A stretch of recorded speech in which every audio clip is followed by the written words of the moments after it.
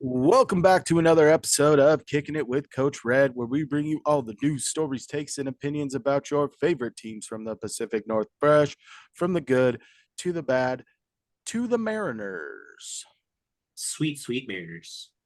Mariners, was it John Morosi's favorite team to pick every free agent that he thinks the Mariners are in on, even though a news came out this week, I think from him, that said, hey, Mariners are in on James Paxton, and Paxton said the Mariners have not talked to me all offseason. So chalk it up for another win. Speaking of wins, UW beats Texas to advance to the national title game next Monday, and that's what we will be talking about today. But before we get into that, why don't I tell you a little bit about us? If you're looking for a guy that's a little under the weather but's going to come in and perform, probably above average, just like the main man, Dylan Johnson for the Huskies. If you're looking for a guy like that, if you're looking for a guy like me, your boy Coach Red, you can find me on Twitter at the real Coach Red, on Instagram at the real underscore Coach Red, TikTok at the real Coach Red. Also find us over on YouTube. Search Kicking It with Coach Red. Like, subscribe, hit the bell notifications, leave a comment or two. If you're looking for a guy that is going to be a little bit in enemy territory, just like the coach of the team they're about to play in old Jimmy Harbaugh. If you're looking for a guy like that, you're looking for a guy like Day. My name is Day. You can find me on Twitter, Real Day Gaming 1. And my player of the game from that Texas Washington game was Penix because Oh, he proved that he should have won the Heisman. Oh, you're jumping the gun here, but Oh, my you are coming fault. very in true. hot. You Well, are very true yeah, here. And that if you're looking for a guy that's kind of like the Huskies defense, they're gonna make you nervous. You don't know what's gonna happen, but hopefully they'll come through in the clutch. If you're looking for a guy like that, look for a guy like Kane. Man, that's the best intro yet. Yeah, I'm Kane. You can find me over on Twitter, Kane2406, on YouTube at Kane06, TikTok and Kick, Kane0624. Also follow the show's socials over on Twitter and Instagram at Coach Red Pod. Follow us, follow us, follow us. Do it, freaking do it. I could have said like the Dylan Morris, like you're in the transfer portal, but we'll let you stay around the team for this run because we really like you as a person. Well, At least I that's said all. you're clutch when you need to be. Come on, That's man. fair. No, so New Year's Day, Huskies playing in the Sugar Bowl down in New Orleans. And this game was tied up at halftime. And a little bit of that, I thought from the onset that the Huskies were playing much better than Texas. A punt return fumble kind of put them in a hole to make this a tied game at halftime. But seven to seven after the first quarter, 21-21 at half. Huskies come out strong in the third quarter. The defense really comes to play for that quarter. They come out up 10 after the quarter, and then the Huskies offense gets a little bit tired towards the end, can't punch it in the end zone, and the Huskies defense, although they played super well in the third quarter, decided to take most of the fourth quarter off and made it a game. And last second 12-yard pass to the end zone, and Elijah Jackson comes through and breaks up the play, sending the Huskies to the national title game. And for how lopsided the college football playoff has been at times, especially in the semifinal round, both of these games, the Michigan Alabama game and Texas Washington game, were tight all the way through, nail biters, both coming down to the wire. Michigan winning in OT, Washington winning in the last seconds. I mean, you couldn't have asked for better football on New Year's. Like, welcome to the new year. Here's great college football. Yeah, I didn't watch the Michigan game, but heard about it.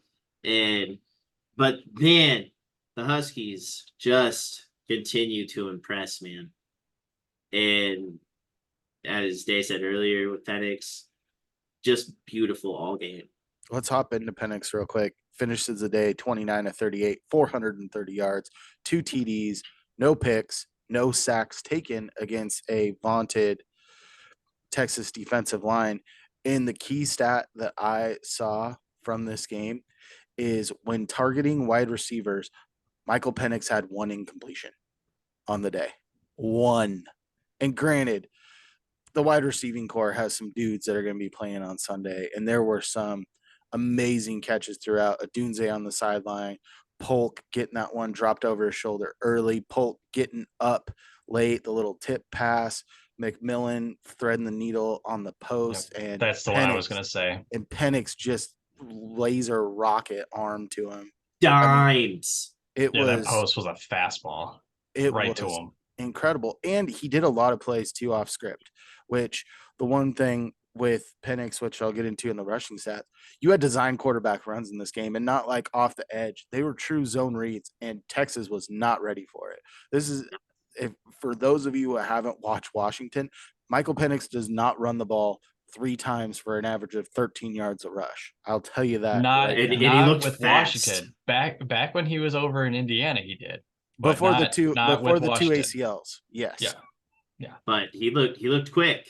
He looked really quick. And another thing about like just his performance is the pocket presence he had all game long. Everybody was talking about that Texas edge rush, and they didn't get to him one time. Well, I think Sweat got hurt too throughout that game, and he was kind of up. not doing very well. So that Right. doesn't help. But when you see Michael Penix drop back, sidestep a sack, step up in the pocket, release a perfect throw, and just absolutely put it on the money, it's beautiful to see. And I think he proved the entire nation like wrong. So I think that he doesn't care about the Heisman anymore. Obviously, no, everyone I wants did, to win though. the Heisman. But I mean, he wants to win a natty. That's what he came back for. He didn't come back to school to win a Heisman. He came back to be in this game. right. And there were some guys that came to join the fun. And when we look at the rushing attack, the bell cow the last handful of weeks, Dylan Johnson ends the game 21 carries, 49 yards, 2 touchdowns. A late injury to the leg that has been hampering him almost costs the game because he couldn't get off the field, stops the clock, and gives Texas the opportunity to be in this. They absolutely should not have had the ball at 50 seconds left. Should have been 20. Exactly. Penix was second in rushing yards in this game. I said averaging 13. It was more like 10.3. My bad. 3 carries, 31 yards. And then the back with the next most rushes and attempts was Tybo Rogers, 5 carries for 19 yards, a little speedy back.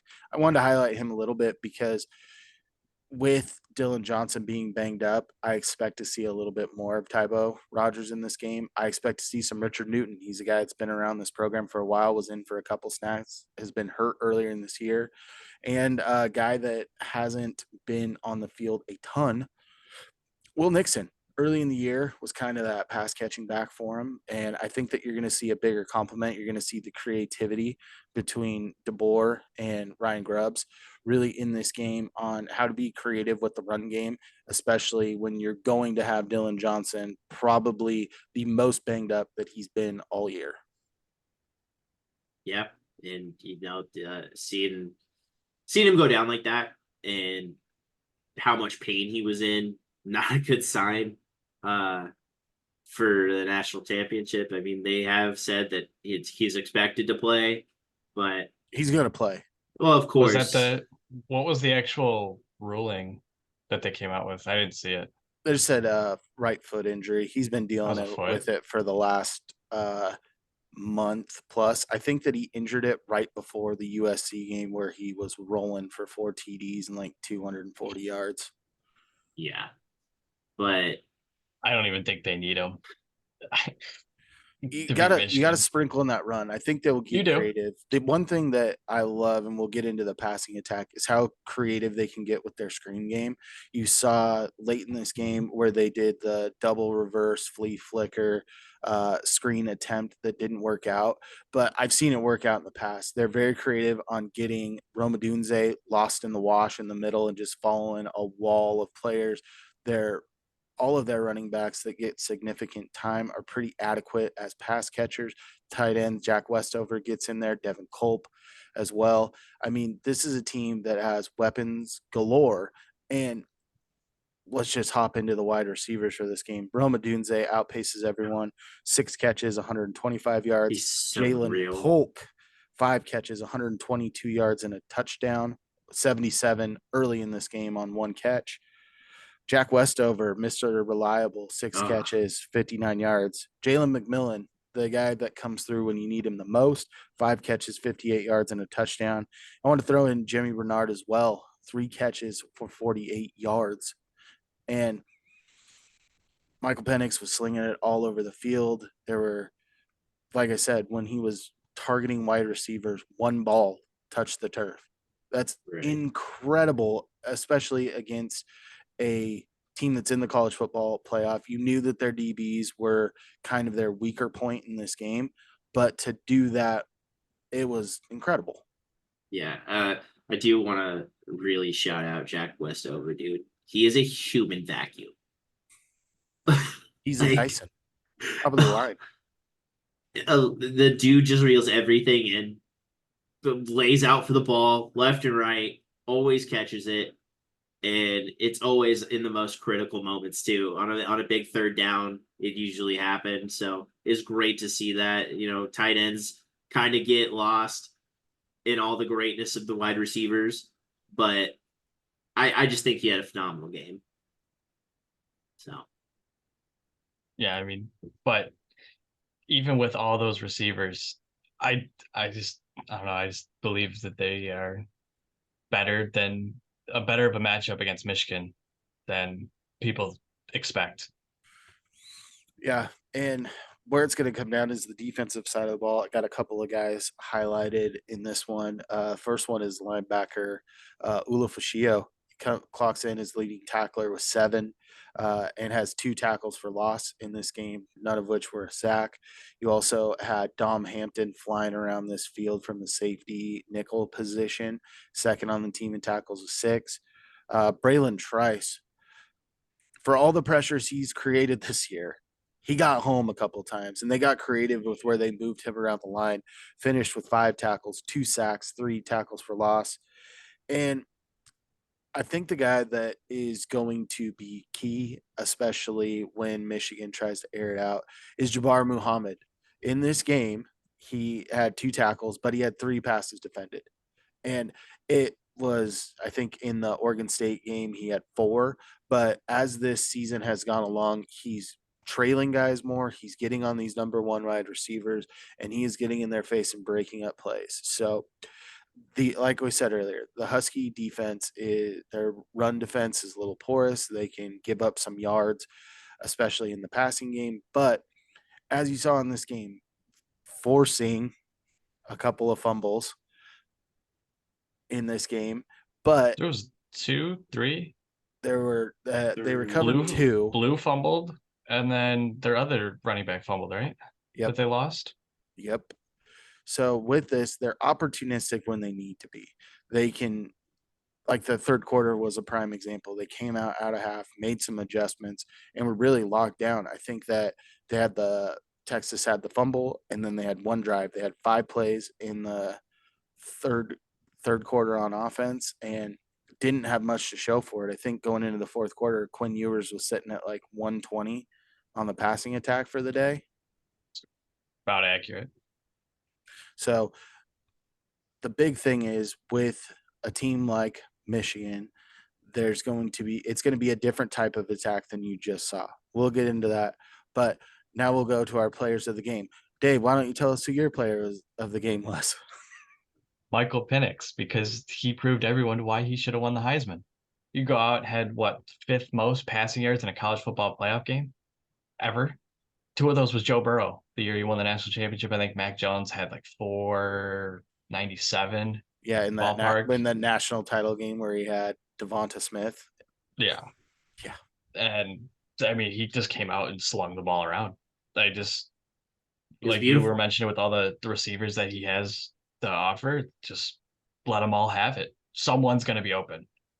There's not a team in this country at the collegiate level that has enough defensive backs and linebackers to cover all four of them. That's true. Someone is open at all times. It's wild. And that's how you get to that stat where you said he only had one incompletion to receivers when they were targeted. That's why, because they have four guys that they can easily throw to that are always open. He almost had two. There was that tip pass way down the seam, and it just popped right into Polk's lap. He's just That's sitting there waiting beautiful. for it. Yeah. Love to Great see it. discipline. Yeah, it's still an insane stat though, even if it is two. Yeah. Like it's just somebody is always open. And like I said, there's not a team in the country that could defend four guys efficiently. Kane, who do you got for your player of the game? I'm gonna go with Elijah Jackson on this one. He did seal the game, batting the ball away. He got up there, dude. That was some serious hop. Because his He head was not credited with a pass defended on that. That's by crazy. ESPN. That is crazy, by the way, because Mitchell jumped pretty high, but Jackson jumped higher. And I think he did a great job of not hitting Mitchell either. Yeah, he there's a still frame where hands on the shoulder, but he's not using him as leverage to get up. He was at the highest point and basically one arm's out and the other arm's just touching him. Didn't affect the route at all. right. And on the play, you were just getting pressured, threw it up, but he got up there, batted the ball away, game over, made it to Natty. So that is my player of the game. Coach Red, who's yours? I'm going to go with 2 because I was shocked that you didn't pick Braylon Trice. And I feel like when you talk about him as he was the defensive player of the game, the dude was just a menace all game. He was right in Quinn Ewers' face. He got home more than he has in any game this year. And he's a guy that led college football in pressures and continued to expand that lead again in this game. And he was a key force, and you could see this defense rally around when he made those negative plays. But for my player of the game, give me Rome Odunze. Rome Odunze, after the first quarter, had 0 catches. He had 0 targets in the first quarter because I think Texas was so locked in. During the Pac-12 title game, guy that I do some business with, we put some money on the game as he's an Oregon fan and I'm a Husky fan. And before the game, he said, if we can stop Odunze, we'll win this game. I go, well, easier said than done. This guy's going to be the second wide receiver taken in the draft. But you just see how his game plays for the Huskies and how integral he is to this team. He got those 6 catches for 125 yards in a multitude of ways. Down the sideline, perfect ball placement by Michael Penix, over the shoulder, late hands, what you love to see, getting involved in that screen game that I talked about earlier as well, and crossing the middle and being able to get that run after the catch. He's big bodied. He's got a great catch radius. He's great at contested catches, but when you get him in the open field, he can blaze too. He is a guy that a lot of people have said should have been a more, is it Marvin Harrison Jr. or is it Rome Odunze? These guys have both played at such a high level this whole year. And for some of those East Coasters who just got their first taste of Michael Penix, welcome to the Rome Odunze show, because this kid's going to be drafted in the top 10 this year and absolutely balled out of his mind for 3 quarters. Yeah. Like you said, man, just the dude is a human highlight reel. The late hands, as you said, it's a beautiful thing. It shows the discipline, the trying to fake out the defender. His mind is probably going at 1,000,000 miles a second when he's on the field like that. And that's just smart from the guy. And it is going to be great seeing him play on Sundays. Oh, and I loved when you had the ESPN college field pass guys with like Colt McCoy on the sideline. They're sitting there interviewing people during the game, gets that catch right in front of him and rocks the baby right at him. Yeah. So cold. Good. Just so cold. The thing that we can point to in this game that led this as well to go Washington's way was winning the turnover battle. They recovered 2 fumbles, had a fumble of their own on that punt return by Jimmy Bernard that ends up leading to an easy Texas score. But an area that Huskies haven't been necessarily great at this year was their discipline during the game. The penalties for and against were heavy for Texas. And Washington, I think, got their first flag in late second quarter, early third. And they really played extremely well throughout this game and played disciplined football, which is not something that we've seen all year, and the perfect time for it to happen. Wasn't Yeah. Washington the second like most penalized team in the country? Yeah, I believe so. I know that they were tops in the Pac 12. And they come out and Like, play this game. And the one thing with how I want to do get a little bit more love to the offensive line, because although they didn't get the rushing game going like it has been in the last handful of weeks with Dylan Johnson, to give up 0 sacks against a defensive front like Texas, which was their strong point on this defense, was something that you like to see for this team. And you're doing it with a redshirt freshman center who stepped in midseason due to injury. And I feel like they've gotten tougher with him in the lineup. That's sick. Okay, we'll go on to our next thing, which is we do have a Michigan Man Here day because I've watched a grand total of however long the overtime was of Michigan football this year. Seen the that's it? scores. You didn't even watch the main part of the game? No, That was a great I that was a great game. I was battling a stomach bug and actually threw up in the middle of halftime during the Husky game. So I was trying to keep it pretty mellow and not get my blood pressure going up to saving it all for one game after feeling like crap all day. But with Michigan, obviously, we know from everything, Blake Corum being a Heisman candidate last year, this team is focused around the run. Um, and with the Huskies' defense being what it is and susceptible to the running game, power run game mainly with this team. But how often, my big question is, how often is JJ McCarthy getting put into this? When you're looking at the lead up to the draft, people are saying he's more athletic than people think. He's a great dual threat. And I was like, I don't see that in the stats, but maybe someone that's watched him a little bit more than me can paint that picture a little bit better. Let me tell you, I was at the game when they lost to Michigan State.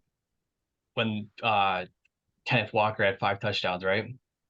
You know why they lost that game? Because JJ fumbled the ball. He has the athletic ability, but not what people are saying. I just he's what, 6th right now on the board. I don't even know how. I mean, earlier in the season, they were predicting him to go. Like, I know the early mocks, nobody really pays attention to him, but they were saying JJ McCarthy was like the 3rd or 4th best quarterback in the draft. And it's, yeah, I don't see it. I don't I personally don't see it because I feel like this system, it's almost like a Belichick system where you kind of can plug and play quarterbacks and they're still going to do well. Because really the most consistent throws he's making are crossing routes. That's been their deadliest throw, or screens, and they're just running the ball. As long as they can be a touch accurate and scramble when they need to, any quarterback can fill into that spot, in my opinion. Well, for us being guys that haven't really watched much of Michigan this year, we know JJ McCarthy, we know Blake Corum. Who else do we need to look out for offensively for this Michigan team? Yeah, I think a dark horse would be Donovan Edwards, the backup running back, because he's, as of right now, a bit quicker. Blake's got that power, can run breakout like he did in overtime, but Donovan's quicker. But he's got a little ball security problems. But and then some of the receivers like Roman Wilson, who made that great catch on that tipped ball, which I don't even understand how that physically happened. On a tight spiral like that, you tip it with, it's still a tight spiral after. I have no idea. But they've got some speed in the receivers, but it's all going to come down to the run game if they can actually run it efficiently. Here's another question that's a little bit more not necessarily geared towards this game. Do they have a tight end on their roster who has a name as good as Jake Butt? No. Jake Booty No. was one of my favorite Michigan tight ends of all time. You mean Jake Butt? Jake Yeah, Moody was their we call kicker. him Jake Booty sometimes. Oh, Jake Moody was their actual No, kicker, though. no, Jake Booty with a B. Yeah. I heard it wrong because I I do. Because he's Obvious. actually doing really well in San Francisco. Oh, big year this year. Yeah. The other, so one thing, let's flip it over to the defensive side. We talked a little bit about this before we started recording tonight. Michigan has played Michael Penix when he was at Indiana. The one thing that puts me some pause is Michigan has not faced a quarterback the caliber of Penix all year, and I would say it's not even close. You've got Milrow that they faced with Alabama, who's been hotter, but is almost like approaching a 50-50 run to pass type quarterback. No true pocket guys. The closest one is Kyle McCord, who I think put up 278 yards on him and then was scared that someone was going to transfer in and take his job, so he bolted to Syracuse.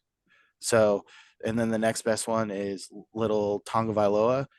And that's about it. I mean, you look at another team that's good in that division that they played in Penn State, and that's the game where Drew Allers was playing so poorly, and they just decided, hey, McCarthy's got 8 pass attempts in the first half. We're going to run the ball the rest of the way out.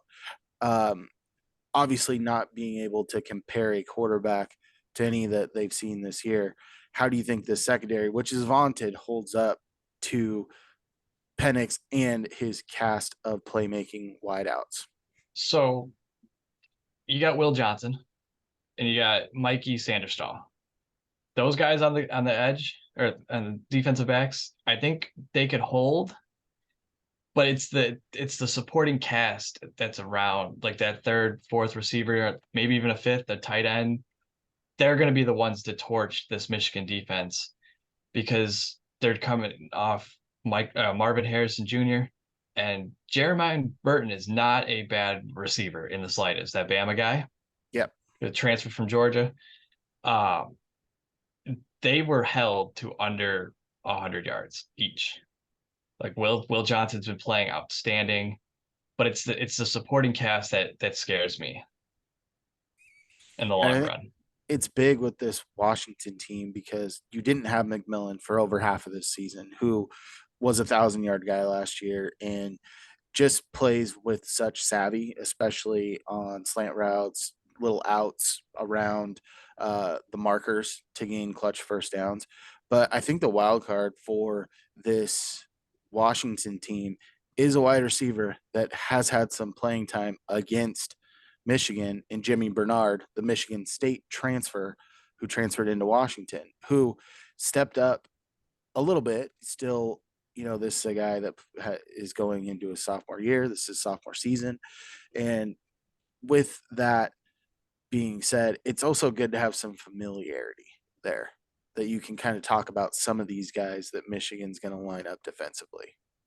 Well, yeah, it's like you made the comment about how Michigan's technically played Penix before when he was at Indiana, but this is not the same kid that I saw at Indiana. And I think that's going to be a big thing because they might lean on what they did against him at Indiana. That's not going to work. So Oh, there's the adjustments for that is going to be interesting. oh God. I saw it on Twitter today where they were talking about that Indiana game. Um, Let me see if I can pull it up real quick. Kane, why don't you talk about something cool for a sec? You know, I don't. I just think that this game is gonna be who breaks first. Honestly, the term "bend don't break." It's gonna be whoever has the ball last is probably gonna win. Well, I think for Washington State, uh, on defense, I think that should be their mentality. Bend, don't break. Don't just go in there trying to stop the run. Washington, not Washington State. What did I say? You're Washington pulling, State. yeah, you're pulling at ESPN when they said Texas are going up against the Cougars. It's late. All right. Right. Yeah. The stopping bend don't break and stopping the run against Michigan. That's going to be their way to win. Hold them to field goals and hope their special teams does the same stuff that they did against Alabama, where they botched an extra point and they had a bad snap on the field goal attempt that led to a hook on the field goal. That was 4 points out there that Michigan could have just won the game in regulation. Didn't even have to bother with overtime. Yeah, I was trying to pull this up, but it said, "How is Michael Penix gonna put on the same performance with without the likes of Wap Diallo and like these guys that you've never heard of before? When the weapons he has right now are three guys that within the next 2 years should not be past the third round in the NFL draft. When you're talking about Polk, McMillan, and Romadunze." Right. Sometimes it's not the 5-star athletes that can be a national championship team. No, they're not. Was the only college football playoff team to have no 5-star recruits on their roster. The only one that they had left going into the season before the transfer portal was Sam Heward, who never got his Exactly. time to shine. But with this game, I think a lot of it's going to come down to who wins in different phases, because you're going to see Michigan team get attacked like they haven't been attacked all year. You're going to see a Washington team that's going to get hit with the run more than they have in any game this year. So you're basically putting your strength against a untested area for the other team, if you will.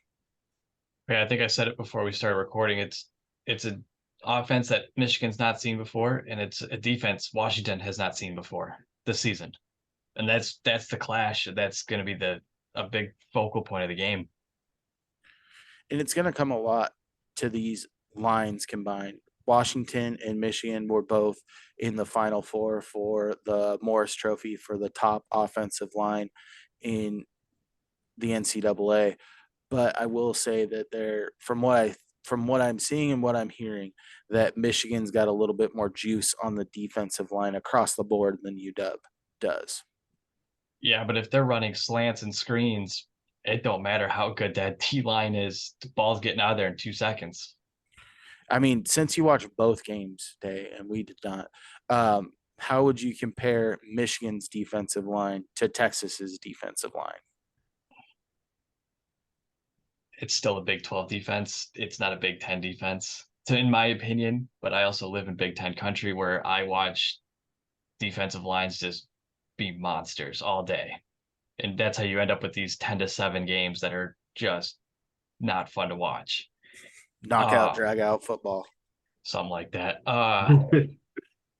I obviously, it's not a very biased answer because I'm more of an Oregon fan than anything, but Uh, I do think Michigan's defensive line has more talent across the board than the Texas D line does. Their 4 starters that they put out there are great. Like I said, with Sweat getting banged up during the game, not as effective. That's tough, but I think across the board, Michigan has the better D line. With both of, Because go ahead. I was gonna say, because I mean they sacked Melrose 5 times in that first half. Yep. Can you tell me the last time you saw an Alabama team get sacked 5 times in the first half? Not very often. Usually they've got all those 5-star offensive linemen that work their way into the NFL, and about 50-50 of them work Yeah. out when they get there. One thing, Michigan is a team that's been in the playoffs. A lot of these cast of characters played in the college football playoff last year. They hadn't had a win before, and UW in the last season of the Pac-12 is the only Pac-12 team in the college football playoff era to have a win in the playoffs. Careful, SpongeBob. Oregon won in 20. They lost to Ohio State in the college football playoff because they beat Florida State In the finals? No, in the they won. semifinal. Yeah, They went to the national championship game and lost to Ohio State. That was Yes, the they first year did. of the play. It was the first year of the oh, playoff. They beat or- Mariota beat Jameis Winston in the Rose Bowl, went to the national championship and lost it to Ohio State, which is the reason why I have an Ohio State hoodie because I lost a bet. okay. Love that. I'll give it to you then. But how fitting is it for a team? I'll do a stat that I do know for sure. The only team in the current Pac-12 iteration that has ever went undefeated during the regular season. Do you think that the experience of Michigan being in the setting for multiple years is going to outweigh the lack of college football playoff experience that you see from the Huskies? No, I think beating Oregon twice, once at home, once in Vegas, and going up against Texas in New Orleans, where a Basically, a lot of home game Texas for fans, Texas. exactly. I was going to say a lot of very easy for Texas fans to travel to Louisiana. I think that's a tougher game than Oregon was. Either pick a site. It doesn't matter which time they beat them this year. That game against Texas was tougher, and it'll give them experience that they'll need because I know a lot of people that are traveling for this game. It's going to be loud. It was probably 70-30 in California for Michigan to Bama fans. They will travel and they will be loud, and it's going to almost seem like almost not a home game because Michigan fits 110 in there, but it. I think the other thing that experience wise, Blake Corum didn't play in that game last year against TCU. So he didn't get that experience. And JJ didn't play against Georgia 2 years ago. That was McNamara. Cade McNamara, yep. So that the experience isn't as much as you think it is. The team's been there, Yep. but the big players that you know that are household names have not played in both games. Well, I like that you bring up the point with it basically being a home game for Texas down at the Sugar Bowl because the year before in the Alamo Bowl in Texas, UW travels down there and beats Quinn Ewers, although Bijan Robinson did sit out that game. I mean, it's crazy to think that since the Huskies' last loss, they have beat Oregon 3 times and Texas twice, and they're not even in the same conference as Texas. No scheduled games preseason. That's wild to think of. I did find that funny that they did play last year in the Alamo Bowl and then end up finding themselves against each other in the college football playoff. That is a funny odd. All right, the last little bit that I want to touch on is obviously stylistically they're different, but you've got two guys on different ends of the spectrum, both successful and winning in these head coaches. You've got Harbaugh, NFL head coach, has been to a Super Bowl, has had a ton of success since coming back to Michigan. And then you got Kalen DeBoer, who from his time coaching at NAIA and working his way up to being a head coach in Fresno State, also with Washington, the dude has 11 career losses. He's like 114-11 as a head coach who and wins the coach of the year award. So going into this game, who has the edge coaching wise? Michigan. I have to Because agree. Sheree Moore stepped in for 4 games as a head coach and did well. They had a cast of coaches step in and be the head coach this year because they had no choice. Oh, and they It's fired the assistants during a few of the assistants during the scandal. Yeah. It's just slaps on the wrist. Yeah. That's a different topic for a different day. But it's the fact that they all could step in and be the head coach and still not just fall over. Yeah, and now that Harbaugh's back, he does have this energy about him when he is on the sideline. But I do not want to count out DeBoer. I think he is going to rally the troops and really keep the energy at a high level for the Washington side. So Like you were saying with some of these assistants, obviously Michigan filled in admirably when Harbaugh was serving that suspension. But like with UW, you've got Ryan Grubbs, who was flat out offered the Alabama offensive coordinator job this season, turned him down because he made promises to Penix and crew that he would be back.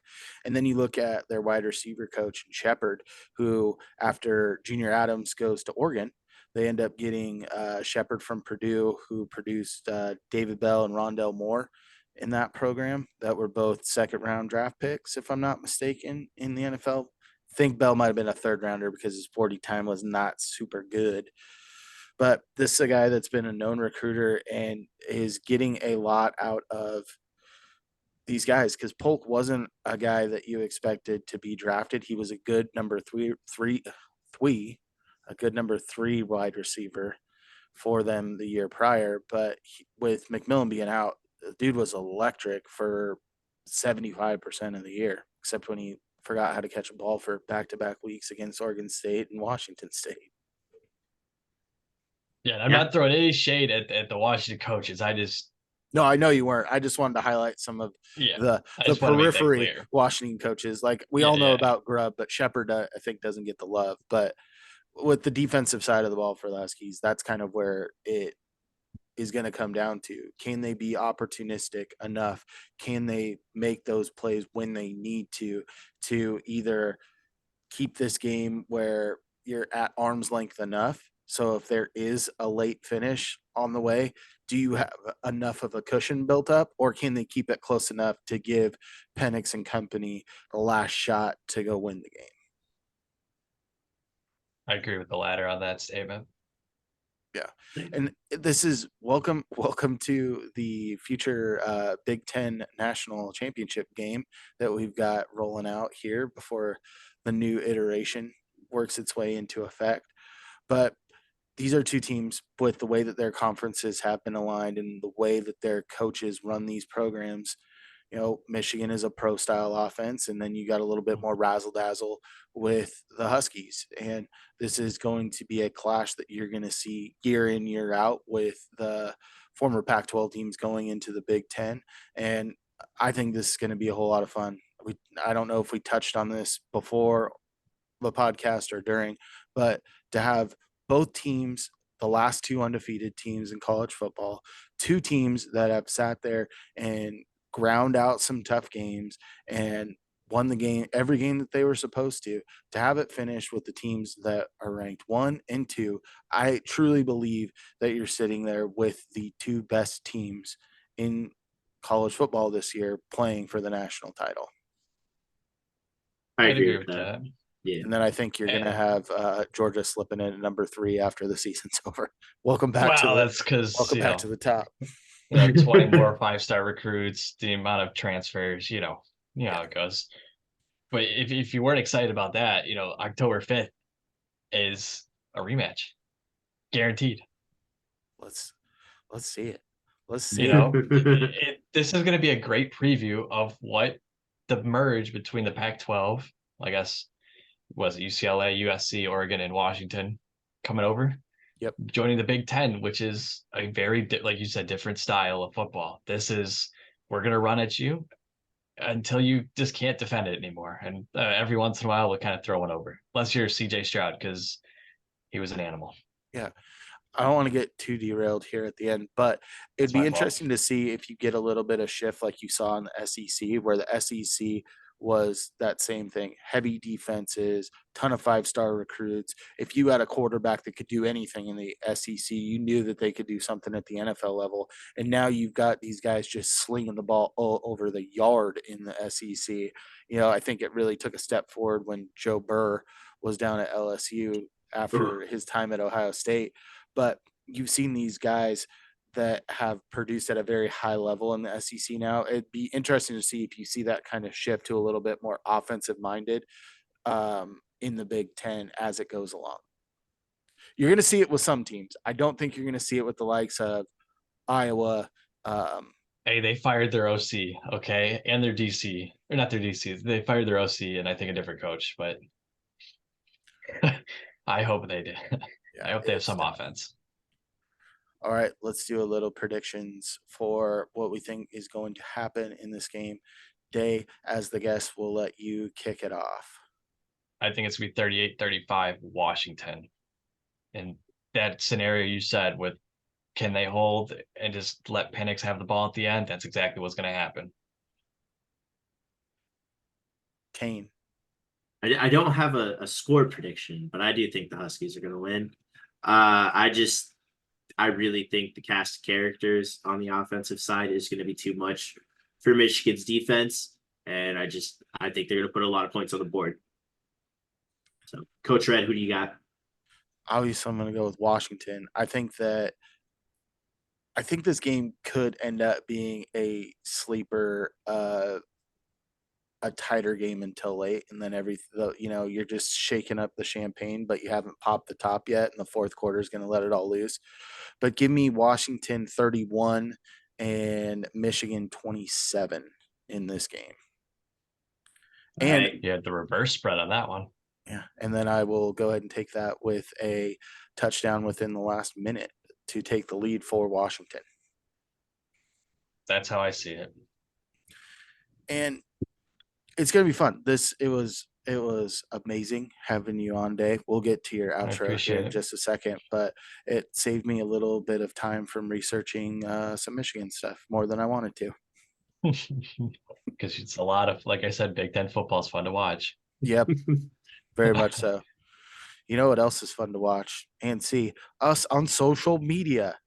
So why don't you hop on over there, follow a guy like me, your boy Coach Red. You find me on Twitter at the real Coach Red, on Instagram at the real _Coach Red, TikTok at the real Coach Red. Also find us over on YouTube. Search Kicking It with Coach Red. Like, subscribe, hit the bell notifications, leave a comment or two. Dave, where you at? I am on Twitter at Real Day Gaming 1. And Kane. You can find me on Twitter at Kane2406, on YouTube at Kane06, TikTok and Kane0624. Oopsie poopsie. Also, follow the show's socials over on Twitter and Instagram at Coach Red Pod. Follow us. Do it, frickin' do it. And as always, stay fresh. Stay fresh, peeps. Peace.